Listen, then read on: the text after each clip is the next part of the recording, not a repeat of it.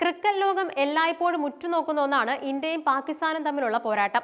എന്നാൽ കളിക്കളത്തിലെ ആവേശത്തെക്കാൾ ഉപരിയായി പലപ്പോഴും ഈ മത്സരങ്ങൾ രാഷ്ട്രീയ നയതന്ത്രങ്ങളുടെയും വാഗ്വാദങ്ങളുടെയും വേദിയാകാറുണ്ട്.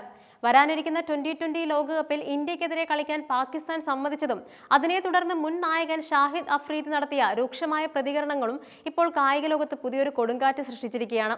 പാകിസ്ഥാൻ ക്രിക്കറ്റിലെ ഏറ്റവും ജനപ്രിയനായ താരമെന്ന നിലയിൽ ഷാഹിദ് അഫ്രീദിയുടെ വാക്കുകൾക്ക് വലിയ സ്വാധീനമുണ്ട്. പാകിസ്ഥാൻ ക്രിക്കറ്റ് ബോർഡ് ICCയുടെയും മറ്റ് രാജ്യങ്ങളുടെയും സമ്മർദ്ദത്തിന് വഴങ്ങിയത് ഒരു തരത്തിലും അംഗീകരിക്കാൻ കഴിയില്ലെന്നാണ് അഫ്രീദിയുടെ പക്ഷം. ഒരു പ്രമുഖ ചാനൽ ചർച്ചയിൽ അദ്ദേഹം നടത്തിയ പ്രതികരണങ്ങൾ പാക് ക്രിക്കറ്റ് വൃത്തങ്ങളെ ഞെട്ടിക്കുന്നതായിരുന്നു. എന്തിനാണ് PCB ഇങ്ങനെ നാണം കെടുന്നത്? ഒന്നുകിൽ ആർജവത്തോടെ തീരുമാനമെടുക്കുക, അല്ലെങ്കിൽ അന്തസ്സോടെ മാറി നിൽക്കുക. ഇപ്പോൾ പാകിസ്ഥാന്റെ അഭിമാനം ഇന്ത്യയുടെ കാലിൽ കൊണ്ടുപോയി വെച്ചിരിക്കുകയാണ്. കേവലം സാമ്പത്തിക നേട്ടങ്ങൾക്കും പണത്തിനും വേണ്ടി രാജ്യത്തിന്റെ അന്തസ്സ് വിൽക്കുകയാണ് PCB ചെയ്തത്. ക്രിക്കറ്റ് ബോർഡിന്റെ നട്ടലില്ലായ്മ അന്താരാഷ്ട്ര തലത്തിൽ തന്നെ പാകിസ്ഥാനെ പരിഹാസ്യരാക്കിയെന്നും അദ്ദേഹം കൂട്ടിച്ചേർക്കുകയുണ്ടായി.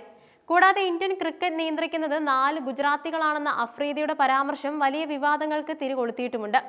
BCCയുടെയും ഇന്ത്യൻ ക്രിക്കറ്റിന്റെയും വളർച്ചയെയും രാഷ്ട്രീയ സ്വാധീനത്തെയും ലക്ഷ്യം വെച്ചായിരുന്നു ഈ പരിഹാസം.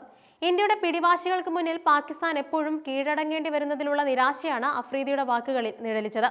യഥാർത്ഥത്തിൽ പാകിസ്ഥാൻ ഇന്ത്യയുമായുള്ള മത്സരത്തിൽ നിന്നും പിന്മാറാൻ ആലോചിച്ചിരുന്നു.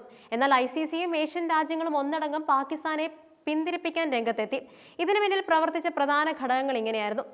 ICC ടൂർണമെന്റുകളിൽ ഏറ്റവും കൂടുതൽ വരുമാനം ലഭിക്കുന്നത് ഇന്ത്യ പാക് മത്സരങ്ങളിൽ നിന്നാണ്. പാകിസ്ഥാൻ പിന്മാറിയാൽ അത് സ്പോൺസർഷിപ്പുകളെയും സംപ്രേഷണ അവകാശങ്ങളെയും വലിയ രീതിയിൽ ബാധിക്കും. ICCയുടെ കടുത്ത സമ്മർദ്ദമാണ് PCBയുടെ മനസ്സ് മാറ്റാൻ കാരണമായത്. ബഹിഷ്കരണ തീരുമാനത്തിൽ നിന്നും പിന്മാറണമെന്നാവശ്യപ്പെട്ട് ബംഗ്ലാദേശ് ക്രിക്കറ്റ് ബോർഡ് മേധാവി അമിനുൽ ഇസ്ലാം PCBക്ക് ഔദ്യോഗികമായി കത്ത് നൽകിയിരുന്നു.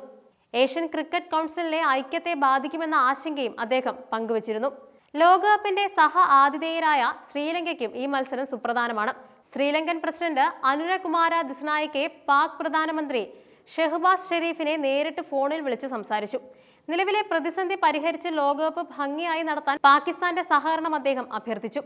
സുഹൃത്ത് രാജ്യങ്ങളുടെ ഈ അഭ്യർത്ഥന പാക് സർക്കാരിന് തള്ളിക്കളയാൻ സാധിക്കുമായിരുന്നില്ല.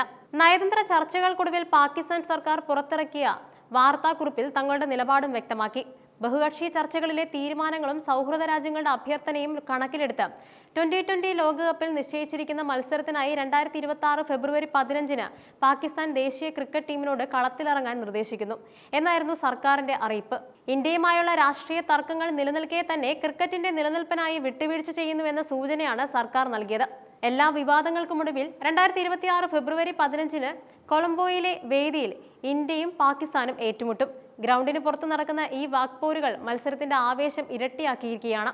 അഫ്രീദിയെ പോലുള്ള മുൻ താരങ്ങളുടെ വിമർശനം പാക് ടീമിന് വലിയ സമ്മർദ്ദമാകും നൽകുക. സ്വന്തം രാജ്യത്തെ ആരാധകരുടെ രോഷം തണിപ്പിക്കണമെങ്കിൽ പാകിസ്ഥാന് ഇന്ത്യയെ പരാജയപ്പെടുത്തിയേ മതിയാകും. മറുവശത്ത് BCCയുടെ കരുത്തും ഇന്ത്യൻ ടീമിന്റെ ഫോമും പാകിസ്ഥാന് വലിയ വെല്ലുവിളിയാകും.